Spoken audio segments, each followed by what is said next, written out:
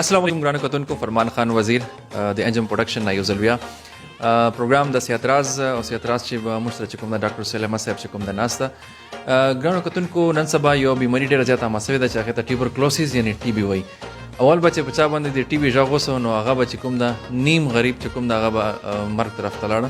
خو الحمدلله نن سبا ساينس دومره ترقي کړې ده چې علاجونه چې کوم دي هغه راغلي دي. نور خبرې به ډاکټر صاحب کوي. السلام علیکم ډاکټر صاحب. جی وعلیکم السلام. ډاکټر صاحب لکه ټي بي یو ډېر غټ نوم او خلکو به خطرونه راتله. نن سبا چې کوم د ماشاءالله علاجونه راغلي دي لږ ماته ووایي چې ټي بي علامات څرنګه انسان ته لګي؟ جی ټي بي مخکې به زه لږ د دې قسمونه بیان کوم. دوه قسمه ټي بي ده، یو ته مونږ وایو لیټن او یو ته مونږ وایو اکټیو. یو جراثیم دی هغې نوم چې دی بیکټیریا دی، نو هغې نوم چې دی هغه ټوبرکلوسس دی، بیکټیریم ټوبرکلوسس د هغې نوم دی. او دا چې کوم لګیا دی هغه انسانان چې لګیا دی افیکټ کوي. دا ټي بي چې کوم دی د دې چې کوم علامات دي هغه دا دي چې تبه راځي روزانه، مطلب یو خاص ټایم په ماښام ټایم کې یا شپې ټایم کې تبه راځي. د انسانانو چې چاته د دې مریض چې کوم دی د هغه چې کله د دې افیکټ شي نو د هغې چې کوم دی تبه کېږي. دې نه علاوه د هغې ویټ لوز کېږي، خوراک ته زړه نه کېږي او سړی چې کوم دی هغه ډېر بېچیني محسوس کوي. سمه ده ډاکټر صاحب. ما داسې د ټیوبرکلوسیس مریضان کتلي دي چې هغې ته بار بار انتهایی سویر ټوخی کېږي که نه. نو دته به څرنګه پته لګي چې ماته اوس ټي بي شوی؟ ځکه چې عام یو ټوخی خو انسان ته ورځي هم. جی کله ټوخی چې ایکسټینډ شي، مثال په توګه 3 هفته یا 3 هفتو نه زیات شي او هغې سره د هغې تبه هم راځي، نو مونږ وایو چې یاره اوس د دې لپاره ټي بي ټیسټ کول پکار دی. د دې ساده غوندې ټیسټونه دي، مانټاکس ټیسټ کېږي، په نهاره باندې د بلغم ټیسټ چې تاسو وکړئ نو هغې کې د دې پته لګي. دې کې بعضې ټایم په هغې کې بلغمو کې وینه هم را شامله شي، معمولي غوندې کې وینې ساز کې یا وینې ښه دې کې بعضې ټایم چې دی هغه بلغمو کې پیپ شاملي چې کله تاسو د مایکروسکوپ لاندې وګورئ نو تاسو پته به که د هغې مثال په طور باندې ټوبرکلوسیس یا د هغې ټي بي وي نو د هغې چې کوم ټي بي جراثیم چې دی هغه به لاندې هغې کې ښکاري. ښه دې نه علاوه دا دوه چې کوم ټي بي هغه دي دې کې چې کوم دا ما دویم ذکر وکړو اکټیو ټي بي، دا خطرناکه ده. دا په ساه په ذریعه باندې، دا په د یو بل لوښي استعمالولو سره یا ښځې نه خاوند ته کیدی شي. یو عدد و شمار دی په پاکستان کې چې هر 1 लाख کسانو کې 286 کسان چې دی هغه په ټي بي د مرض کې مبتلا کیږي او یو سړی چې کم دی هغه بیا نور خلک هم ورسره افیکټ کوي لګیا دي. دا ډاکټر صاحب څه وجه کې دی چې دا ټي بي دومره زیاته شوې ده، عام شوې ده؟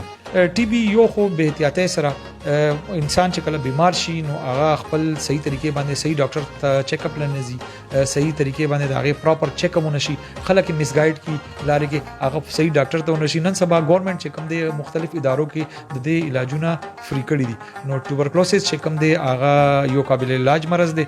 زمونږ طریقې علاج کې هم د دې علاج موجود دی او دین علاوه ګورنمنټ چې کوم دی د دې د 6 میاشتو نه والا تر 9 میاشتو پورې د دې کورس ورکوي. هغې سره ډېر خلک چې دی الحمدلله اوس ټیکېږي لګیا دی. خو بعضې خلکو کې وراثتي هم را رواني، مثال په طور باندې دې باندې لږ غوندې کې ورک آوټ کول پکار دی. ما خپل په پریکټس کې فرمان دا لیدلی دي چې بعضې خلک چې کله راشي نو هغې په فیملی کې ټي بي هیسټري د هغې د فیملی نه را رواني، نو هغې کې زیاتر خلک چې دی هغه د بیا الرجي بیماریانو شکار شي، د چیسټ انفیکشن شکاري. هغې کې بعضې خلکو کې ایون چې پاگلپن پورې هم ورکې ما لیدلي چې یاره هغې، او بعضې خلکو کې هغه بیماري چې کوم دی خپل رخ بدل کی، هغه بل څه د هغې نه بیا جوړي ده. مثال په فیملی کې وراثت کې هم بعضې ټایم دا بیماریانې راځي. سمه ده ډاکټر صاحب. اوس فار ایگزامپل یو کس کوم د هغه ټي بي شکار شوی ده نو کور والو ته یا دته کوم احتیاط کول پکار دي؟ جی ډېره ښه خبره. دې ته دا احتیاط پکار دی چې دی چې کله ټوخیږي نو په خولې باندې دی کپړه ایږدي. نمبر 1 خبره چې کله د دې چې کوم خاص کر ګلاس لوښي د دې چې کوم دی هغه پراپر صفایي پکار او بیلول پکار دي.